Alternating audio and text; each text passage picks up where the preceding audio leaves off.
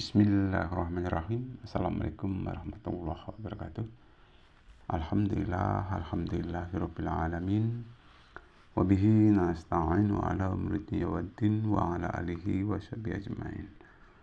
Rabbi shrah li sadri wa yassir li amri wa hlul 'uqdatam min lisani yafqahu qawli, amma ba'du. Pemirsa yang dirahmati oleh Allah Subhanahu wa taala, marilah kita tetap mengucapkan syukur kehadirat Allah Subhanahu wa taala karena atas izinnya kita masih dipertemukan di channel kami, yaitu Cermin Anak Soleh. Mudah-mudahan tampilan kali ini bermanfaat untuk kita semua. Amin amin amin ya rabbal alamin. Salawat teriring salam semoga tetap tercurah kepada Nabi besar kita Muhammad SAW, yang senantiasa kita nantikan syafaat ataupun pertolongannya kelak di yaumul qiyamah nanti. Amin ya rabbal alamin. Pemirsa yang dirahmati oleh Allah Subhanahu wa taala, dalam menghadapi hidup dan kehidupan ini kita selalu dihadapkan oleh dua sisi, ya. Selalu dihadapkan oleh dua sisi. Dan tentunya kita sebagai umat muslim harus pandai-pandai memanfaatkan di antara sisi-sisi yang ada itu. Sebagaimana contoh, misalnya ada baik, sisi yang lain ada buruk. Nah, ada sehat, sisi yang lain ada sakit, ya. Ada istilahnya kenyang, ada sisi lain lapar, dan sebagainya. Nah, untuk itu kita selaku umat yang paling sempurna di muka bumi, ya, seperti di dalam surat At-Tin, ya, Allah katakan laqad khalaqnal insana fi ahsani taqwim, ya, bahwa kesannya, ya, kata Allah, aku ciptakan manusia itu dalam keadaan sebaik-baik bentuk. Nah, tentunya kita harus mensyukuri karena kita diciptakan oleh Allah ini termasuk orang yang mulia, ya, orang yang paling baik, ya. Mudah-mudahan kita mampu mempertahankan kebaikan kita hingga akhir hayat. Allahumma amin. Bapak Ibu hadirin yang dirahmati oleh Allah Subhanahu wa taala, kalaupun toh kaitannya dengan baik dan buruk, kalau kita lihat di dalam layar monitor itu ada jalan, ya. Ada posisi jalan, ada kalanya jalan itu baik dan ada kalanya jalan itu juga buruk, ya. Jadi dalam keseharian, misalnya kita dalam perjalanan, ya, sesekali kita juga menemui jalan yang jelek ataupun yang jalan yang buruk, dan sesekali juga kita menemui jalan yang baik. Nggak bedanya dengan kehidupan kita. Ada kalanya kita mungkin, ya, dihadapkan pada hal yang baik, ada kalanya juga dihadapkan pada hal yang kurang baik. Nah, dalam hal ini tentunya kita harus bisa mencermati mana yang baik dan mana yang buruk, ya. Karena secara hakikat manusia itu mampu membedakan mana hak, mana yang batil, ya. Mana yang hak dan mana yang batil. Tentunya kalau yang hak kita lanjutkan, yang batil kita tinggalkan.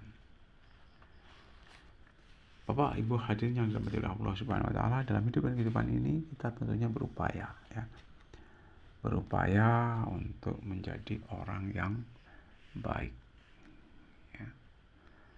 Orang baik, karena, ya, insya Allah kalau orang itu baik, ya, insya Allah akan disayang oleh Allah, ya. Orang baik itu tentunya orang yang sabar, yang syukur, yang banyak istighfar, dan selalu bertawakal pada Allah Subhanahu wa Ta'ala.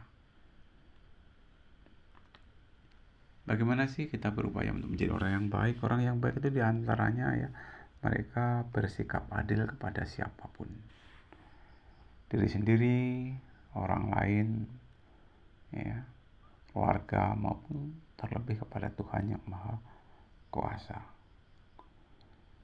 Jadi dalam segalanya dia berlaku adil, ya, karena sifat adil ini juga diperintahkan oleh Allah, ya, di dalam Al-Quran. Di setiap ada khutbah sering mengatakan, ya, dalam khutbah Jumat itu sering mengatakan, ya, innama ya'muru bil adli wal ihsan wa ita'i dzil qurba wa yanha 'anil fahsya'i wal munkar. Ya. Jadi kita ini supaya tetap, ya, menegakkan keadilan. Allah memerintahkan supaya kita ini berbuat adil. Ya. Tentunya kita berupaya bagaimana cara supaya kita bersikap adil di dalam hidup dan kehidupan ini. Nah, untuk bisa adil kita juga harus menjaga keseimbangan antara hak dan kewajiban. Jadi antara hak dan kewajiban tentunya kita seimbangkan.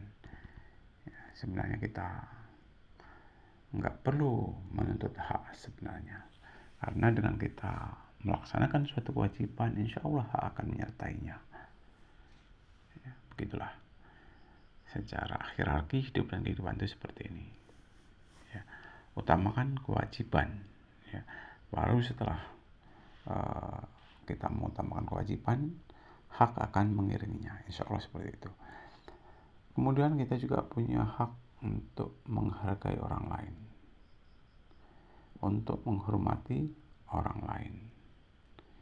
Dikatakan hormatilah orang lain, hargailah orang lain, sebagaimana kita menghormati atau menghargai diri sendiri. Cintai orang lain sebagaimana kita mencintai diri sendiri. Hormati orang lain sebagaimana kita menghormati diri sendiri, dan sebagainya. Ya. Jadi kita cinta ataupun hormat ataupun sayang kepada orang lain, usahakan kita juga sebagaimana kita sayang ataupun cinta mencintai diri sendiri. Di dunia ini usahakan kita juga mampu untuk bisa menolong orang lain tanpa pamrih. Ya. Tentunya kita berharap suka memberi pertolongan kepada orang lain tanpa pamrih.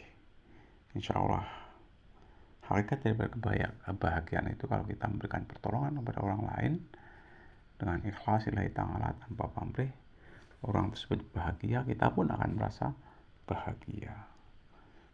Jadi bahagia itu kalau kita mampu, ya, membahagiakan orang lain. Hadirin yang dirahmati oleh Allah Subhanahu wa Ta'ala, mungkin itu sekedar wawasan buat kita. Jadi kita tetap harus bersyukur, bersabar, selalu bertawakal kepada Allah Subhanahu wa Ta'ala, bahwa dengan kita selalu syukur, dengan selalu bersabar, bertawakal, dan banyak-banyak istighfar, insya Allah, ya, kita dalam menghadapi hidup dan kehidupan ini akan merasa nyaman. Mungkin itu yang dapat saya sampaikan, lebih kurang saya minta maaf. Saya akhiri bila taufiq wal hidayah. Assalamualaikum warahmatullahi wabarakatuh.